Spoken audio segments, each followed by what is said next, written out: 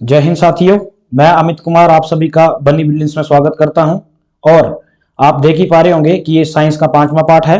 और ये जो एक टारगेट बैच चलाया गया था जिसमें कि आपको हर एक पार्ट की वीडियोस प्रोवाइड करवाई जा रही हैं। और ये जो टारगेट बैच है ये 25 मार्च से 12 अप्रैल तक ही चलेगा। तो इसमें जो क्वेश्चन नंबर ऑफ क्वेश्चन रहने वाले हैं वो 10 रहेंगे। तो आइए सीधे क्वेश्चन पे चलते हैं। Question number first, calcium oxide का रासायनिक सूत्र क्या है? अगर बात की जाए कैल्शियम ऑक्साइड की बच्चों, तो इसका सूत्र होता है CaO। ये कैल्शियम ऑक्साइड है। तो जो आंसर रहेगा क्वेश्चन के हिसाब से वो रहेगा आपका बी पार्ट। लेकिन बच्चे एक और चीज आती है that is calcium carbonate. Calcium carbonate का जो सूत्र होता है वो होता है CaO3। Calcium carbonate, calcium carbonate. तो ये जो आंसर रहेगा, इसका आंसर जो रहेगा वो बी रहेगा। देखते हैं नेक्स्ट क्वेश्चन। मनुष्य के शरीर में सबसे लंबी हड्डी कौन सी होती है? अगर सबसे लंबी हड्डी की बात करूं तो बच्चे वो कौन सी है? फीमर, जो कि हमारे जांग में प्रेजेंट होती है, हमारे जो थाई होते हैं उसमें प्रेजेंट होती है। और अगर सबसे छोटी की बात की जाएगी बच्चे तो that is femur, sorry stapes. Stapes जो है बच्चे ये हमारे कान में प्रेजेंट होती है। और तो आंसर जो रहेगा वो फीमर रहेगा। लेकिन एक और मोस्ट इंपॉर्टेंट है दैट इज टीबिया। टीबिया जो है ये हमारी टांग लेग में पाई जाती है। तो जो इसका आंसर रहेगा वो A is right answer. Next question की ओर चलते हैं। ऊष्मा की इकाई क्या है? ऊष्मा की इकाई क्या है बच्चे? वो जूल है।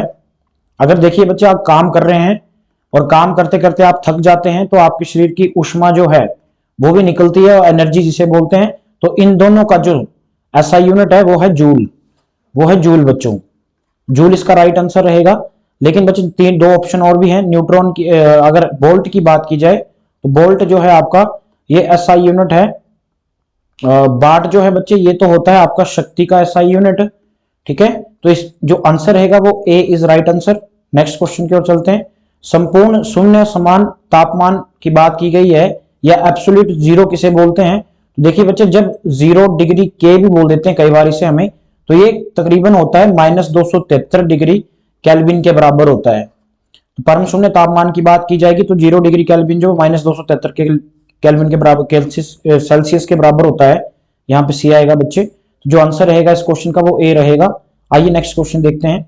इंद्रधनुष के निर्माण में निम्न में से किस घटना की भूमिका नहीं है? तो अगर बात की जाए बच्चे अवशोषण, तो अवशोषण का यहाँ पे कोई लेना देना नहीं है। देखिए अपवर्तन से भी जो है, अगर अपवर्तन ऑप्शन में होगा तो आंसर ये रहेगा, और परावर्तन होगा तो देखो परावर्तन तो आता नहीं है इसमें। लेकिन इसमें एक और चीज आती है, इंद्रधनुष बनने के लिए पूर्ण आंतरिक परावर्तन की भी आवश्यकता होती है।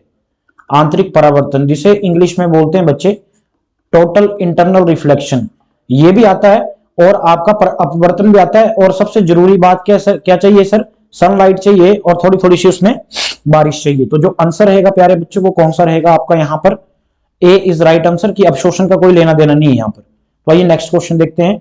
परमाणु बम सिद्धांत किस कार्य पर काम करता है? तो आपके पास ऑप्शन है बच्चे नाभ की संलयन, नाभ की विखंडन, नाभ की संलयन विखंडन दोनों ही। तो देखिए बच्चे नाभ की संलयन जो है इसे बोलते हैं हम फ्यूजन। फ्यूजन का मतलब होता है संलयन। तो ये सूर्य के प्रकाश के लिए उपयोगी है। जो सूर्य में जो प्रकाश का कारण है वो नाभ की संलयन के कारण है, फ्यूजन के कारण। और एक होता है बच्चे फ्यूजन, इंग्लिश में फ्यूजन बोलते हैं और हिंदी में विखंडन बोलते हैं।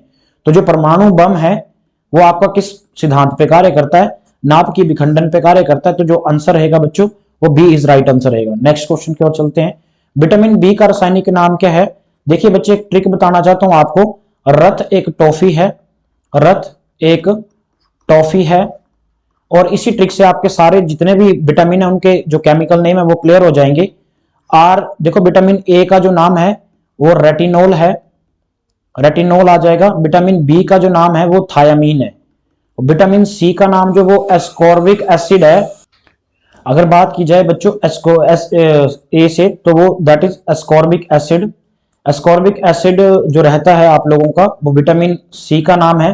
के से कैल्सीफेरोल, टो से टोकोफेरोल और फ से फिलिप्टोनिन।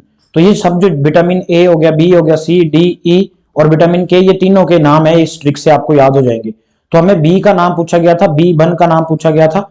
तो ये जो आंसर रहेगा दैट इज थायामीन। तो इसका जो आंसर रहेगा बच्चे वो बी रहेगा। नेक्स्ट क्वेश्चन की ओर चलते हैं। ऑक्सीकरण की प्रक्रिया, देखो बच्चे जो एक होता है ऑक्सीडेशन जिसमें releasing of electron, releasing of electron, जब इलेक्ट्रॉन क्या होते हैं बच्चे, रिलीजिंग ऑफ इलेक्ट्रॉन, इलेक्ट्रॉन खोते हैं।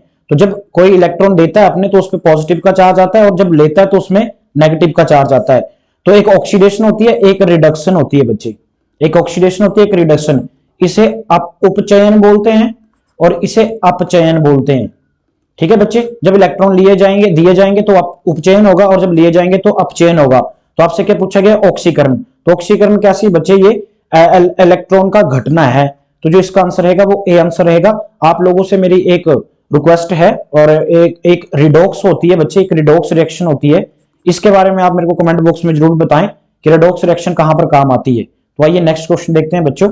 विद्युत प्रतिरोध मापा जाता है अगर इलेक्ट्रिक रेजिस्टेंस, अब रेजिस्टेंस होता क्या बच्चे, ये होता क्या, ये भी बहुत ज्यादा जानना जरूरी है। प्रतिरोध इसे बोलते हैं।